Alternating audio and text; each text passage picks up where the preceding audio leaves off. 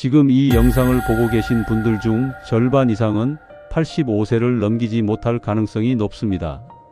무섭게 들리시겠지만 제가 30년간 현장에서 직접 확인해온 현실입니다.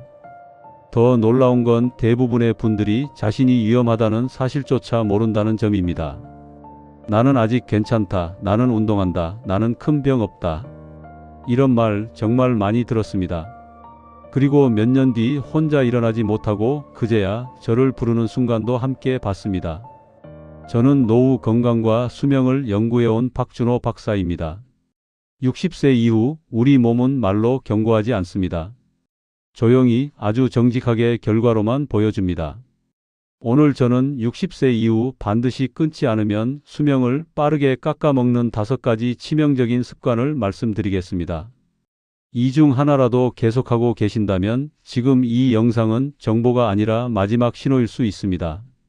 끝까지 보시면서 여러분은 과연 몇 개나 해당되는지 확인해 보시기 바랍니다. 이미 시작된 경고. 85세를 넘기지 못하고 걷지 못한 채 무너지는 분들, 솔직히 말씀드리겠습니다. 그건 나이 때문이 아닙니다. 현장에서 너무 많이 봤습니다. 어느 날 갑자기 무너진 게 아니라 이미 60대에 몸이 포기하고 있었다는 사실을요. 하루 30분 걷고 잠을 자고 밥을 잘 먹고 있다고 믿어도 수명이 짧아지는 이유가 분명히 있습니다. 겉으로는 멀쩡해 보여도 몸속에서는 이미 균열이 시작되고 있는 경우가 많습니다. 문제는 그 균열이 느껴지지 않는다는 점입니다. 평생 성실하게 살아오신 70대 초반 지인분 이야기를 들려드리겠습니다. 매일 산책했고 큰 병 한 번 없었습니다. 그래서 본인도 가족도 아직 괜찮다고 믿고 있었죠. 그런데 어느 날 집 안에서 일어나다가 넘어졌습니다. 그 이후부터 모든 게 달라졌습니다. 다리가 예전처럼 말을 듣지 않았고 잠은 더 얕아졌고 밖에 나가는 게 두려워졌습니다. 그분이 가장 많이 했던 말이 뭔지 아십니까? 조금만 더 관리할 걸 그랬다였습니다. 저는 이 말을 30년 동안 너무 많이 들어왔습니다. 지금 여러분은 어떠신가요? 아직 괜찮다고 생각하고 계신가요? 이렇게 작은 균열이 어떻게 삶 전체를 무너뜨리는지 이제 하나씩 짚어보겠습니다. 구독과 좋아요 눌러주시고 끝까지 보시면 왜 지금 습관을 바꿔야 하는지 분명히 알게 되실 겁니다. 오래 앉아있는 생활. 가장 먼저 끊어야 할 습관은 바로 오래 앉아있는 생활입니다. 하루 30분 걷고 안심하시는 분들 많습니다. 하지만 문제는 그 이후의 10시간입니다. 앉아있는 시간이 길어지면 다리 혈류는 느려지고 근육은 빠르게 사라지며 뇌로 가는 혈액도 줄어듭니다. 70세 김영수님 사례를 말씀드리겠습니다. 매일 아침 산책을 빠짐없이 하셨습니다. 건강에 신경 쓰는 분이었죠. 그런데 제가 간단한 테스트를 제안했습니다. 의자에서 손 없이 5번 일어나 보시라고요. 그분은 3번째에서 멈췄습니다. 숨이 차고 다리에 힘이 없었던 겁니다. 왜 이런 일이 생겼을까요? 산책 30분은 하루에 2%에 불과합니다. 나머지 시간 동안 소파에 앉아 텔레비전을 보거나 식탁에 앉아 계시는 시간이 훨씬 깁니다. 앉아 있을 때 우리 몸은 거의 모든 기능을 최소화합니다. 혈액순환이 느려지고 근육은 사용되지 않으니 점점 줄어듭니다. 특히 다리 근육은 60세 이후 1년에 1%씩 사라진다는 연구 결과가 있습니다. 김영수님께 제안했습니다.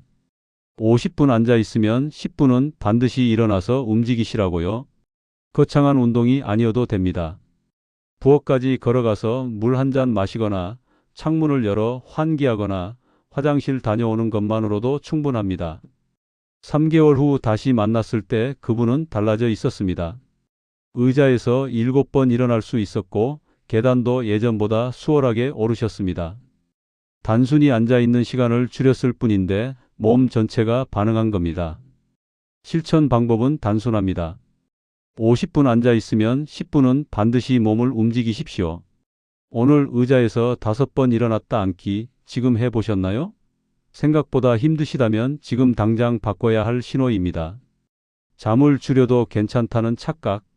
나이 들면 잠 줄어드는 게 정상이라는 말 가장 위험한 오해입니다.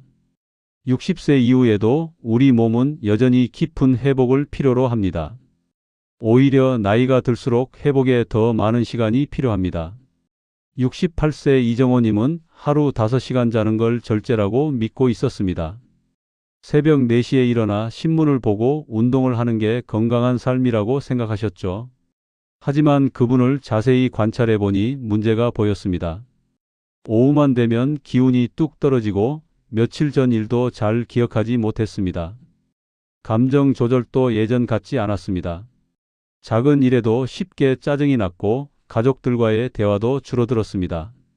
왜 이런 일이 생겼을까요? 잠은 단순히 쉬는 시간이 아닙니다. 우리 뇌는 잠자는 동안 낮에 쌓인 노폐물을 청소하고 기억을 정리하며 감정을 조절하는 호르몬을 만들어냅니다.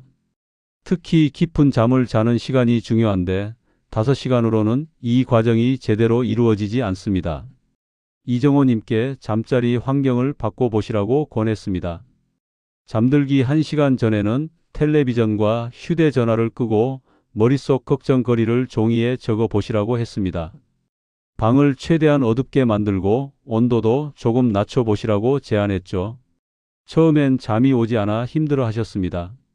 그런데 2주쯤 지나자 변화가 시작됐습니다. 잠드는 시간이 빨라졌고 중간에 깨는 횟수도 줄었습니다. 한 달 후에는 6시간 30분 정도 잘 수 있게 됐고 오후에도 기운이 유지됐습니다. 가장 놀라운 건 기억력이 돌아왔다는 점입니다. 손주 이름도 헷갈리지 않고 약속 시간도 잘 지키게 됐다고 하셨습니다. 요즘 오후에 갑자기 기운이 꺼지지 않으십니까? 밤에 깊이 잠들지 못하고 자주 깨시나요? 그렇다면 지금부터라도 잠을 회복의 시간으로 여기셔야 합니다. 잠들기 전 화면을 끊고 걱정을 종이에 적고 방을 어둡게 만드는 것, 이것만으로도 회복은 시작됩니다. 사람과의 연결을 끊는 생활. 혼자 있는 것과 고립은 다릅니다. 혼자 있어도 마음이 편안하고 필요할 때 누군가와 연결될 수 있다면 문제 없습니다. 하지만 고립은 다릅니다. 고립은 우리 몸이 위협을 느끼는 상태입니다. 72세 박순자님은 집 안에서는 바빴습니다. 청소하고 요리하고 텔레비전도 보고 화초도 돌봤습니다. 겉으로 보기엔 활동적인 분이었죠. 그런데 자세히 들여다보니 일주일 동안 진짜 대화를 나눈 사람은 없었습니다. 마트 계산대에서 인사하는 게 전부였고 전화 통화도 용건만 간단히 끝냈습니다. 처음엔 별 문제 없어 보였습니다. 그런데 시간이 지날수록 그분의 몸에 변화가 생겼습니다. 잠이 더 얕아졌고 밤에 자주 깼습니다. 이유 없이 불안한 느낌이 들고 혼자 있을 때 가슴이 답답하다고 했습니다. 병원에서 검사를 받아도 특별한 이상은 없었습니다. 왜 이런 일이 생겼을까요? 사람은 사회적 동물입니다. 누군가와 연결되어 있다는 느낌 자체가 우리 몸에 안전 신호를 보냅니다. 반대로 고립되면 몸은 위험 상태로 인식합니다. 스트레스 호르몬이 올라가고 염증 수치도 높아지며 면역 기능이 떨어집니다. 혼자 있어도 괜찮다고 생각하지만 몸은 정직하게 반응하는 겁니다. 박순자님께 작은 변화를 제안했습니다.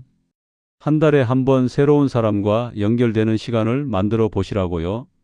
동네 경로당에 나가보거나 오래된 친구에게 먼저 전화해 보거나 이웃과 간단히 차라도 한 잔 마셔보시라고 했습니다. 처음엔 어색해 하셨습니다. 뭘 말해야 할지 모르겠다고 하셨죠. 그런데 용기를 내서 경로당에 나가보셨습니다. 거기서 비슷한 나이 분들과 이야기를 나누고 가벼운 놀이도 하고 점심도 함께 드셨습니다. 그날 저녁 전화가 왔습니다. 오랜만에 마음이 편안하다고 잠도 잘 올 것 같다고 하셨습니다. 3개월 후 다시 만났을 때 그분은 완전히 달라져 있었습니다. 표정이 밝아졌고 말투도 활기찼습니다. 불안한 느낌도 많이 사라졌다고 했습니다. 단순히 사람을 만난 것뿐인데 몸 전체가 반응한 겁니다. 그게 약보다 강할 수 있습니다.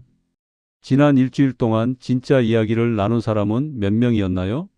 안부만 묻고 끝난 게 아니라 마음을 나눈 대화 말입니다. 한 명도 없으시다면 지금부터라도 연결을 만들어 보시기 바랍니다. 잘못된 건강식. 젊을 때 좋았던 음식이 노년에는 독이 될 수 있습니다. 많은 분들이 건강을 위해 통밀빵을 드시고 과일 주스를 마시고 저지방 간식을 선택합니다. 좋은 의도입니다. 하지만 60세 이후 우리 몸은 다른 영양소를 필요로 합니다. 75세 최성호님은 건강식에 아주 신경 쓰는 분이었습니다. 아침에는 통밀빵과 과일 주스, 점심에는 샐러드와 닭가슴살, 저녁에는 현미밥과 채소 위주로 드셨습니다. 기름진 음식은 철저히 피했고 고기도 최소한으로만 드셨죠. 건강 프로그램에서 본대로 따라하신 겁니다. 그런데 몸 상태는 좋지 않았습니다. 항상 피곤하고 머리가 무겁고 집중력도 떨어졌습니다. 근육도 계속 줄어들고 있었습니다. 운동을 해도 효과가 없다고 하셨죠. 검사를 해보니 몸속 염증 수치가 높게 나왔습니다. 왜 이런 일이 생겼을까요? 통밀빵과 과일 주스는 생각보다 당분이 많습니다. 혈당을 빠르게 올렸다 떨어뜨리면서 몸에 부담을 줍니다. 저지방 식품은 지방 대신 당분을 넣는 경우가 많습니다. 그리고 60세 이후에는 단백질과 좋은 지방이 훨씬 중요합니다. 근육을 유지하고 뇌 기능을 지키고 호르몬을 만들려면 충분한 단백질과 지방이 필요합니다. 최성호님께 식단을 바꿔보시라고 제안했습니다. 아침에는 계란과 아보카도, 점심에는 생선과 채소, 저녁에는 고기와 된장찌개를 드셔보시라고 했습니다. 통밀빵 대신 단백질을, 과일 주스 대신 물을, 저지방 간식 대신 견과류를 권했습니다. 처음엔 걱정하셨습니다. 기름진 음식 먹으면 몸에 안 좋은 거 아니냐고요. 그런데 2주쯤 지나자 변화가 느껴지기 시작했습니다. 오전에 피곤함이 줄었고 머리가 맑아졌다고 하셨습니다. 한 달 후에는 체력도 좋아지고 운동할 때 힘도 더 생겼다고 했습니다. 염증 수치도 내려갔습니다. 지금 드시는 음식 중 몸에 좋다고 믿는 것 정말 지금의 몸에 맞을까요? 젊을 때와 노년의 몸은 다릅니다. 단백질과 지방 중심으로 바꾸는 것만으로도 큰 변화를 느끼실 수 있습니다. 오늘 말씀드린 5가지 습관 전부 연결되어 있습니다. 오래 앉아 있으면 잠이 얕아지고 잠이 얕아지면 사람 만나기 싫어지고 고립되면 걱정이 늘어나고 걱정이 늘면 잘못된 음식에 의존하게 됩니다. 이렇게 악순환이 계속되면 몸은 말없이 포기합니다. 하지만 반대로 생각하면 희망이 있습니다. 단 하나만 바꿔도 회복은 시작됩니다. 앉아있는 시간을 줄이면 잠이 깊어지고 잠이 깊어지면 걱정이 줄고 걱정이 줄면 사람을 다시 만나게 됩니다. 하나만 바뀌어도 연쇄 반응이 시작되는 겁니다. 오늘 당장 의자에서 일어나 몸을 움직여 보십시오. 그게 모든 변화의 시작입니다. 지금부터 당신이 통제할 수 있는 것부터 다시 잡으십시오. 잘못된 습관을 그대로 두면 몸은 먼저 결정합니다. 하지만 오늘부터 바꾸시면 아직 늦지 않았습니다. 다음 영상에서는 60세 이후 반드시 지켜야 할 하루 생활 리듬을 구체적으로 말씀드리겠습니다. 오늘 내용 중 가장 마음에 걸렸던 습관 댓글로 꼭 남겨주세요. 구독과 좋아요도 부탁드립니다. 여러분의 건강한 노후를 진심으로 응원합니다.